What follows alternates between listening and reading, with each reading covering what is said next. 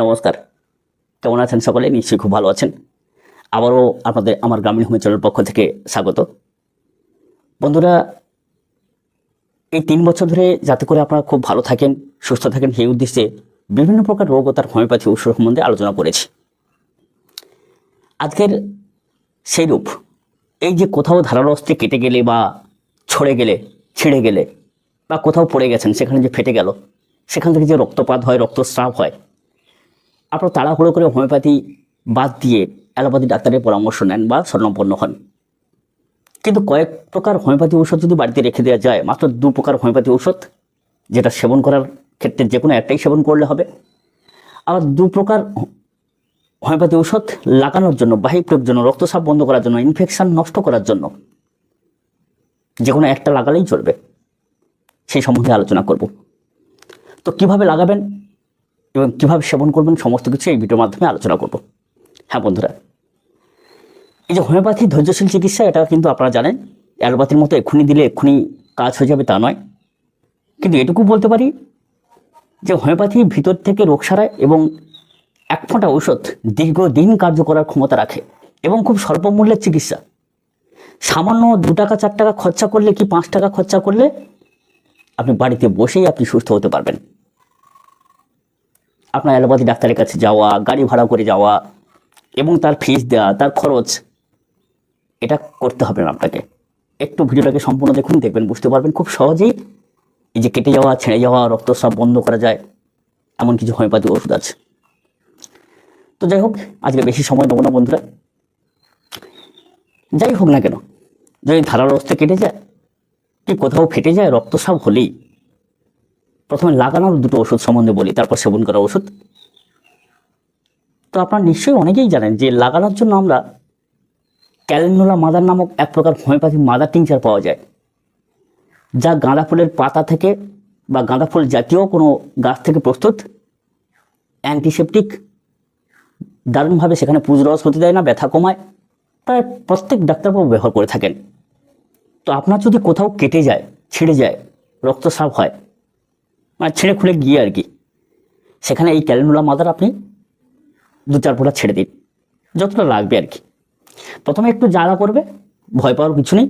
দ্বিতীয়বার লাগালে কিন্তু এত জ্বালা করে না, কারণ অ্যালকোহল রয়েছে, তো প্রত্যেকটা হোমিওপ্যাথি ওষুধের মধ্যে একটু জ্বালা করবে। এ নিয়ে কোনো রূপ চিন্তার কারণ নেই, আমি কথা দিচ্ছি, ভরসা রাখুন। দেখবেন এই যে জ্বালা করলো, এখানেই কিন্তু 50% আপনার ব্যথাটা কমে যাবে। দিনে এরকম 2-3 বার করে লাগান, মানে একদিনে ব্যথা কমে যাবে বলতে গেলেই চলে। একদিনে যদি 3 বার লাগানো যায়, সেখানেই 50% ব্যথা কমে যাবে। 50% কি আরও বেশি। একবার ব্যবহার করে দেখুন না, শুধু পার্সেন্টেজ বললে হবে না, বিশ্বাস রাখতে হবে।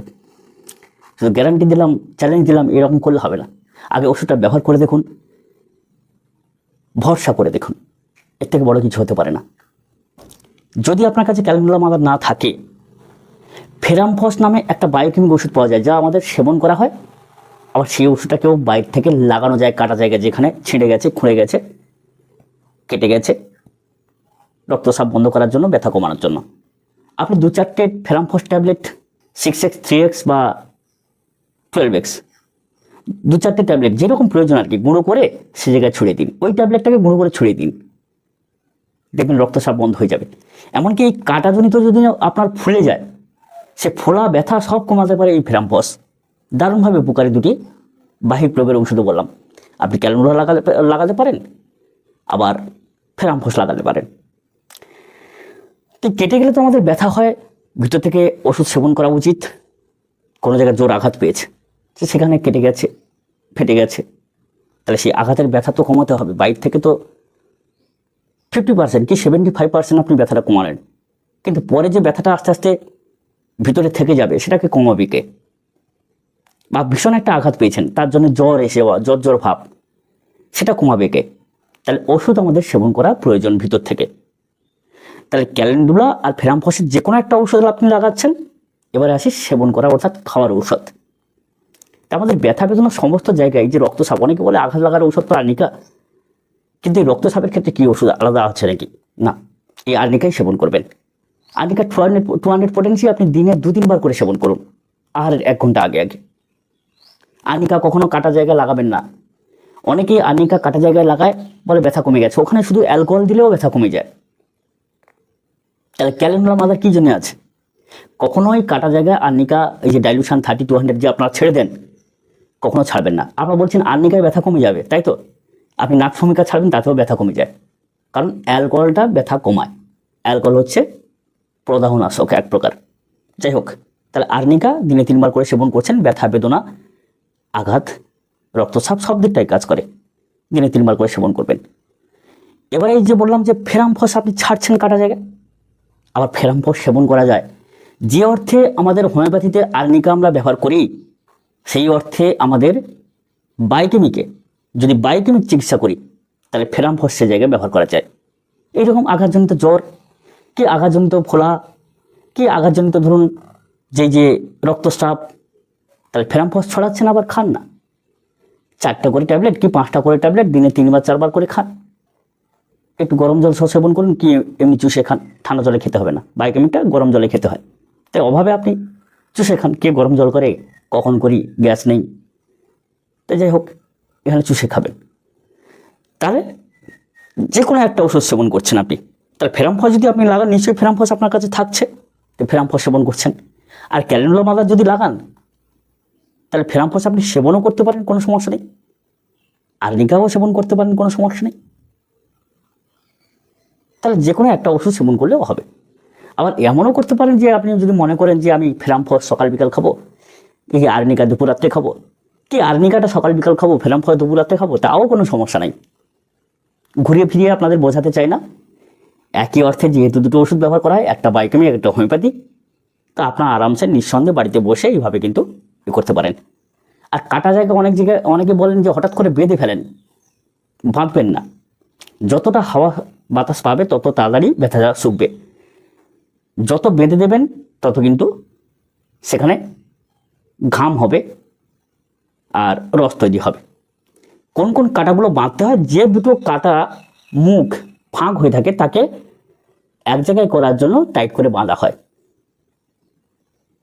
যখন সেই মুখটা আপন নিয়মে এক জায়গায় হয়ে যায়, তখন আস্তে আস্তে ব্যান্ডেজটা খুলে দেওয়া হয়। তার দুটো মুখকে এক জায়গায় করার জন্য কিন্তু এরকম টাইট করে বাঁধা হয়, নাহলে বাঁধার দরকার নেই। দেখবেন ওই যে খুলে রাখা ব্যথা তাড়াতাড়ি সারবে। কিন্তু কী করতে হয়, যাতে করে বাইরের ধুলা ময়লা এগুলো এসে ইনফেকশন না তৈরি করে, সেদিকে খেয়াল রাখতে হবে। যাই হোক, আপনারা নিশ্চয়ই জ্ঞানী, বোঝেন কোন ব্যথাটা কাটা জায়গাটা বাঁধা উচিত নয়। যে মুখটা ফাঁক হয়ে থাকবে তাকে বাঁধার চেষ্টা করবেন। 2-1 দিন বেঁধে রাখলে দেখবেন মুখটা এক জায়গায় হয়ে যাবে। যাই হোক, আপনারা এইভাবে বাড়িতে বসে ছিঁড়ে যাওয়া, কেটে যাওয়া ব্যথাটা সারাতে পারেন। বন্ধুরা, এই ভিডিওটা কেমন লাগলো অবশ্যই করে জানাবেন। আর কেমন প্রকৃতির ভিডিও চাই আপনারা কমেন্ট করবেন। আর যদি আমাদের কোনো পরামর্শের আপনার প্রয়োজন হয়, কোনো রোগ সম্বন্ধে আমাদের কাছে জানতে চান, চিকিৎসা নিতে চান, তাহলে অবশ্যই করে আপনার সমস্যাগুলো হোয়াটসঅ্যাপে লিখে পাঠাবেন, আমরা চেষ্টা করব উত্তর দেওয়ার। তো 2-1 দিন আগে দেখলাম যে অনেকে বলছে, যে 2-1 জন বলছে অবশ্যই, যে কমেন্টের উত্তর দেন না, বা হোয়াটসঅ্যাপে উত্তর দেন না। আমি মেসেজ করেছিলাম, দেখুন একবার মেসেজ করে রাখলে হবে না, মাঝে মধ্যে হাই বলে লিখতে হবে, মনে করে দিতে হবে।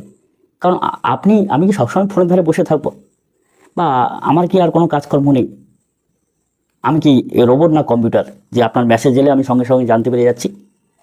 তবে এটুকু বলবো যে কত সংখ্যক মানুষের সঙ্গে কথা বলি বা মেসেজ করি, তারা তো কখনোই বলে না যে আমি উত্তর দিই। কেন বলে না জানি না, তারা উত্তর পেয়ে ভুলে যায় আমার কথা হয়তো। কিন্তু যে উত্তর পায় না সে আগে বলে বসে যে আমি উত্তর পাইনি। এটা হয়তো আমার কর্ম হতে পারে, পছন্দ হচ্ছে না আমাদেরকে, কারণ সুন্দর পোশাক বা টাই পরা নেই। তো যাই হোক, ভালো থাকুন সবাই, ভালো থাকলেই বড় বিষয়। কমেন্ট করে আমাকে ভালো করার দরকার নেই, আপনারাই ভালো থাকলেই ভালো। নমস্কার।